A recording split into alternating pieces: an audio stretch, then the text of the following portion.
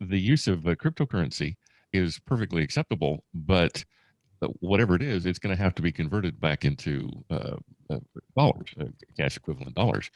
And it's really not the appraiser's job to have to figure out what that is.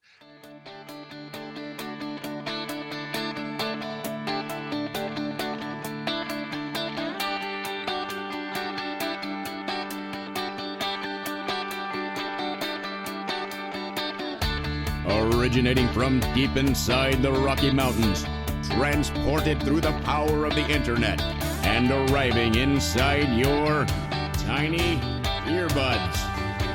It's the Appraiser Coach Podcast, helping appraisers increase their efficiency, quality, and make more money.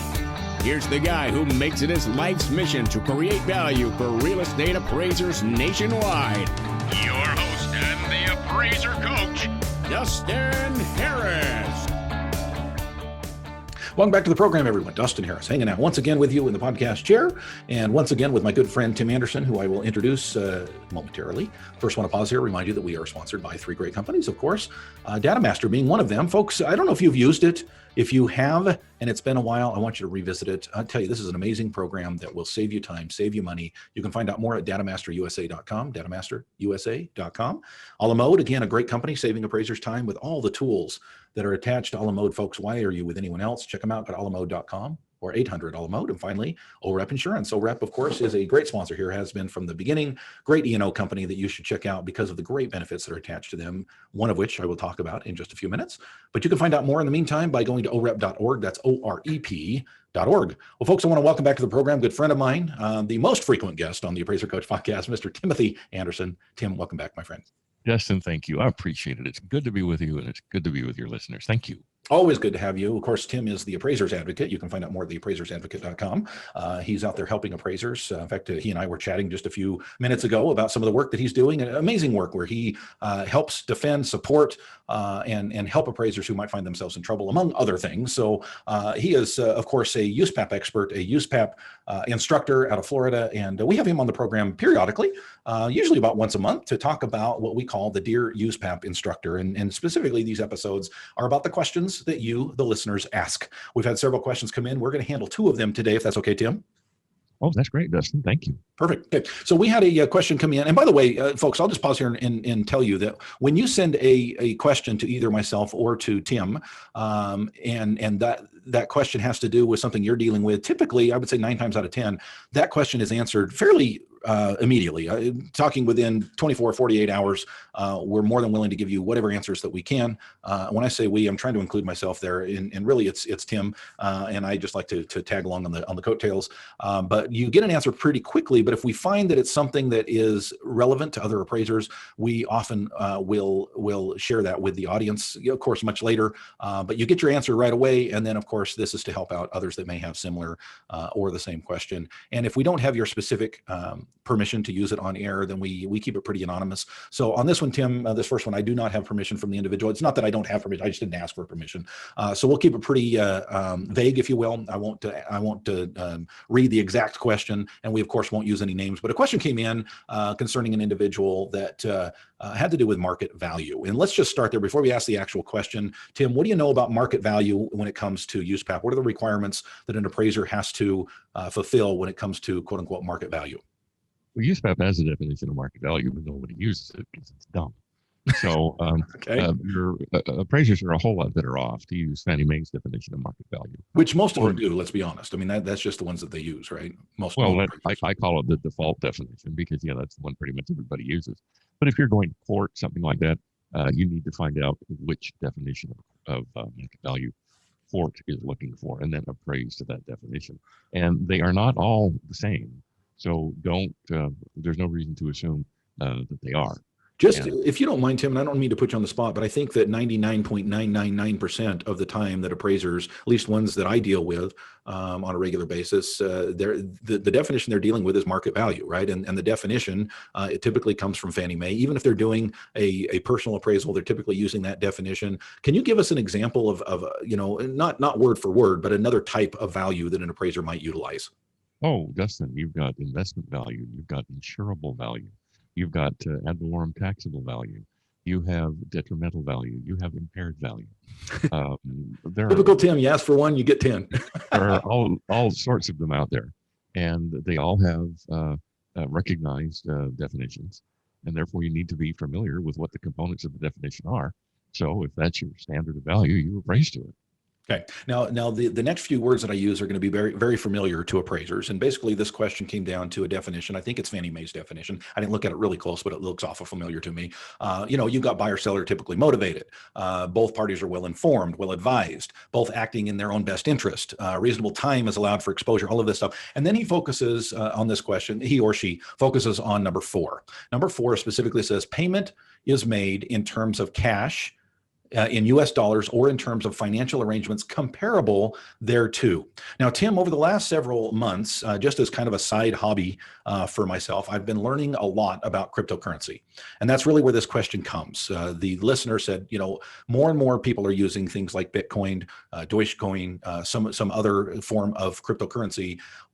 The question has to do with definition of market value, and specifically, what is the responsibility of an appraiser when it comes to these sales, if you will, that are more frequently using things like Bitcoin? Well, Dustin, first of all, the definition of market value merely assumes standard and typical currencies, Deutschmarks, euros, pound sterling, so on and so forth, and those would have to be converted to dollars. The use of cryptocurrency is perfectly acceptable, but whatever it is, it's going to have to be converted back into dollars, cash equivalent dollars. And it's really not the appraiser's job to have to figure out what that is, simply because it changes every day. I mean, you can get on the COMEX and some other exchanges and find out how many Deutschmarks a dollar will buy and how many yen a dollar will buy, et cetera, et cetera, et cetera. But it changes daily. It changes hourly. You're right. So that's going to be very difficult. Now, the dollar changes too. It's called inflation. But we look at that as a constant. And if an appraiser is if an appraiser gets a contract that says, this property is going to sell for 3,000 Bitcoins, great. But then that really shouldn't concern the appraiser, because the appraiser is charged with concluding a value to the property in dollars or whatever's equivalent to it. So go with dollars and don't worry about what the contract says. Gotcha. The contract is just another piece of data to analyze. And you get the thing about, we're going to pay for it in Bitcoin. Well, that's really between the buyer and the seller. That's not really the appraiser's problem. And I don't know why appraisers are trying to make that into their problem. Dollars. That's it. Both the definition of market value and USPAP. USPAP specifically 1-2C, A through J, I don't remember, something like that. Talk about financing and dollars. So go with dollars. Okay. Don't form an opinion, conclude an opinion of the market value of the property in dollars. That's what you get paid to do. You're not speculating in currency, so stop worrying about it. So make sure I understand this right, Tim. So when you talk about appraisal and appraised value, when we're talking market value, we're definitely talking U.S. currency. But what about the aspect of USPAP that says that we have to analyze any current contract or any current sale of the property? Are you saying in that sense, if the current contract is 3,000 Bitcoin, I mean, who the hell even knows what that means? Like you said, it changes hourly. That's the point. Yeah. And so you say, hey, I got a copy of the contract. I looked at it. It calls for Bitcoins. Hey, client, I don't know squat about Bitcoin. So I'm going to form an opinion of market value in dollars. You guys bang out your differences over how they're going to pay for it. I'm going to tell you what it's worth in dollars. Would you say, and I don't want to read too much into this, would you say that a situation like that would be similar, not the same, but similar to when I reach out to an agent, for example, or a lender and say, hey, I need a copy of the contract, fully executable, and they basically either say no or they just don't respond. In other words, our responsibility is to look for that so that we can, quote unquote, analyze any current sale. But if we're not given that contract, we obviously can't analyze it. Or if we're given the contract and it shows Bitcoin and we don't understand Bitcoin, well, then again, we don't. The two are similar, correct? Well, the key here, Dustin, as you indicated, is the word analyze. You ask for the contract and nobody gives you one. Okay, then you can't analyze it. So therefore, what you say is, hey, I asked and nobody gave me one. Therefore, I couldn't analyze it. Therefore, I don't know. And or I asked and they gave it to me. It was in Bitcoin and I don't understand Bitcoin. Therefore, I did what I could. Yeah, I priced the property. I formed an opinion of its market values in dollars, which is what y'all hired me to do. Hello.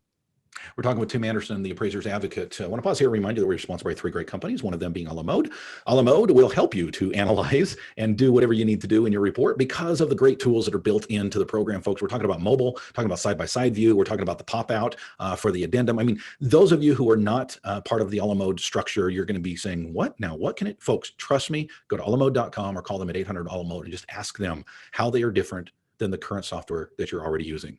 Again, it's alamode.com or 800 alamode. Data Master, of course, saving appraisers time. And you all know, folks, if you're a technician in your appraisal business, not just the appraisal business owner, when you save time, you save money. Now, if you're the appraisal business owner and you're delegating the other stuff to your employees, you're still saving money with savings in time. Folks, don't look at the cost of things like Data Master. Look at the investment of things like Data Master, the investment in you, the investment in your company, the investment in time saving, thus the investment in dollars returned. It's datamasterusa.com. Again, it's datamasterusa.com. Finally, we're sponsored by OREP Insurance. Did you know, folks, that as a member of OREP Insurance, you can get up to 14 free, F-R-E-E, hours of continuing education? And did you know that Mr. Timothy Andersen is the author of and the presenter of one of those courses? It's wonderful. Folks, it doesn't cost you anything extra. This is just one of the benefits of being involved in OREP Insurance versus whatever company you're with. Check them out. You can find them on the web at orep.org. Let me spell that for you. It's OREP.org.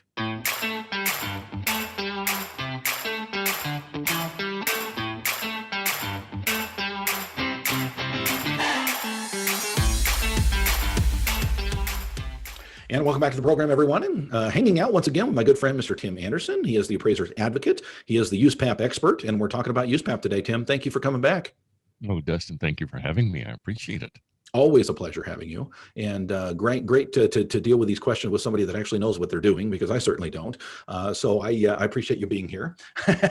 Tim, you can't see this, but Tim is looking around as if there's the person that's not the expert sitting in the very chair that he's sitting in, which of course is why we have him on. So Tim, you help out appraisers. I know you answer questions for them, but you're also an advocate for appraisers when they find themselves in trouble. How do people get a hold of you if this is their unfortunate fate?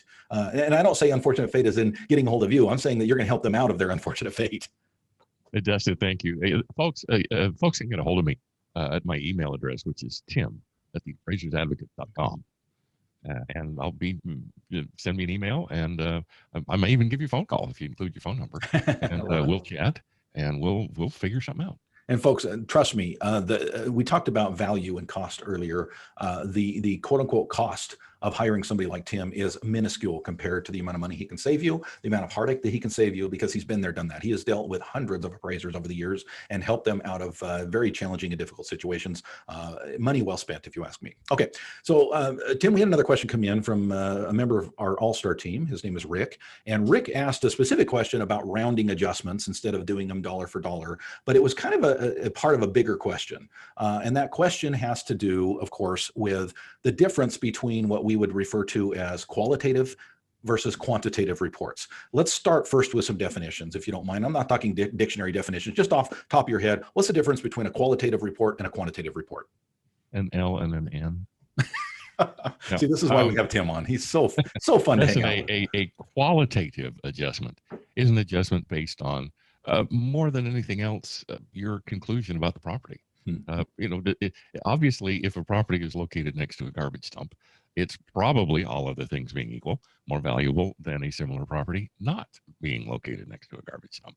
Okay. So what you would do is you would not try to allocate a dollar value to the presence of the garbage dump. You would say, well, my property is not located next to a garbage dump.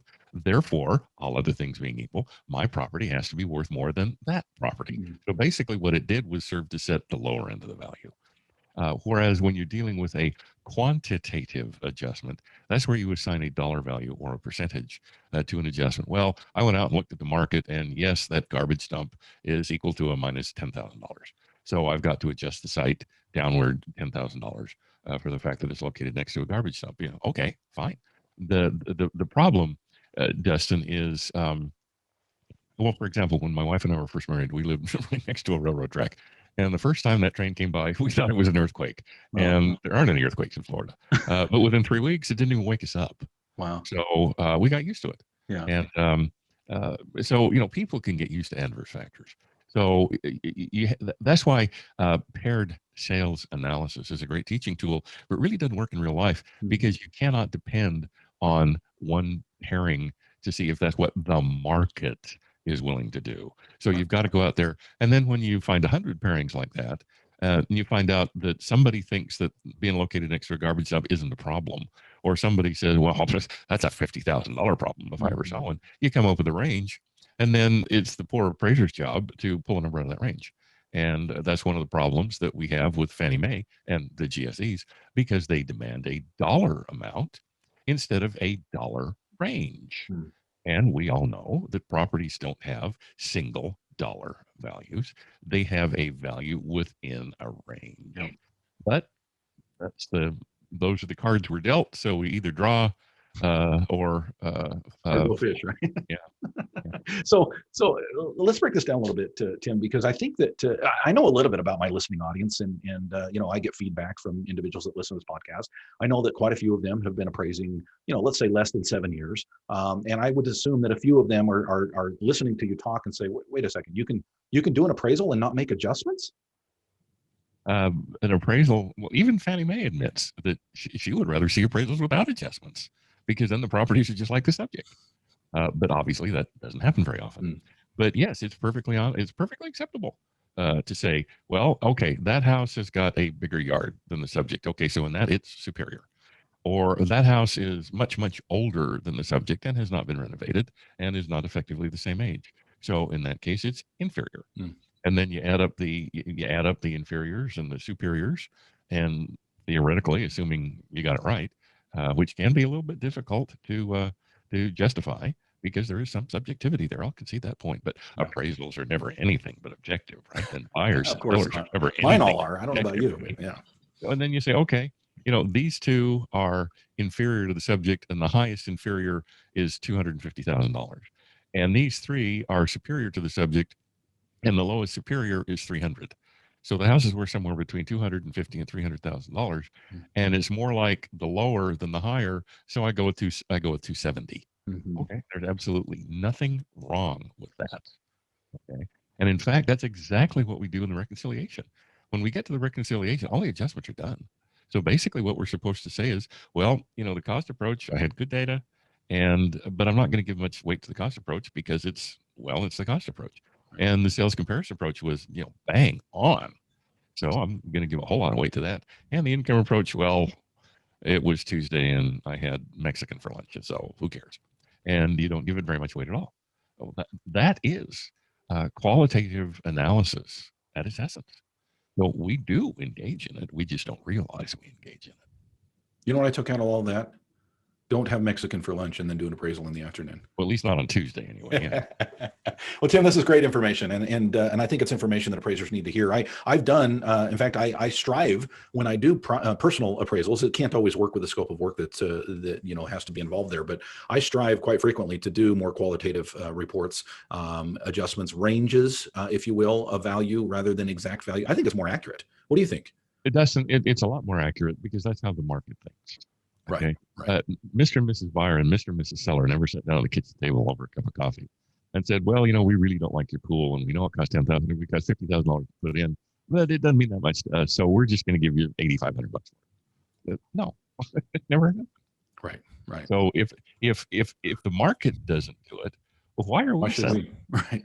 Yeah. Good point. But yet we are, and it's just something that we live with. And Dustin, you and I have talked about this off the air before, and I'm not going to get on my soapbox, but it's not market oriented to say, well, yes, that swimming pool has a value of $12,500.